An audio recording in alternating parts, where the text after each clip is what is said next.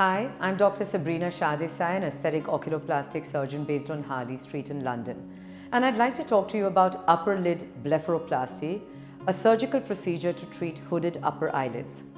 Now, this surgical procedure is also called an eyelid lift, and the word itself is very telling because patients who come to us with hooded eyelids are actually walking around with blinkers on their eyes, and it affects their peripheral field of vision.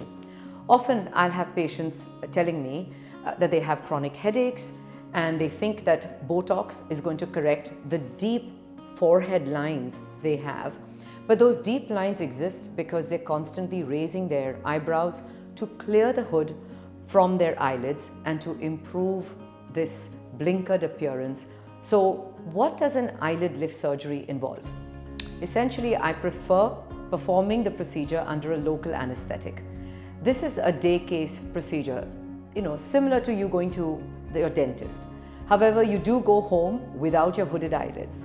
You will have tapes on your upper eyelid covering the scar line that is hidden inside the fold of your skin where the skin has been cut and removed and the surgery is being performed. So, who is suitable for an upper eyelid blepharoplasty? If you have loose excess upper eyelid skin and you can pinch the skin, we can remove it. Also, it's really great for removing puffy upper eyelids. So if you've got a big prolapse of fat in this inner corner on the upper eyelid, it's a really good procedure for debulking and depuffing those fat bags.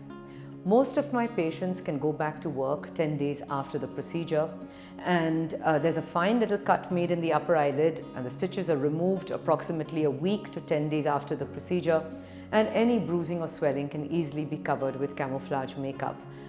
We have a special camouflage makeup that is used very frequently. And eyelid lifts for men are performed differently from an eyelid lift for women, because I have to maintain the male aesthetic and the rugged appearance of a man and not feminize a man. Often with hooded eyelids, patients can have an element of a droopy brow, and this is called a brow ptosis.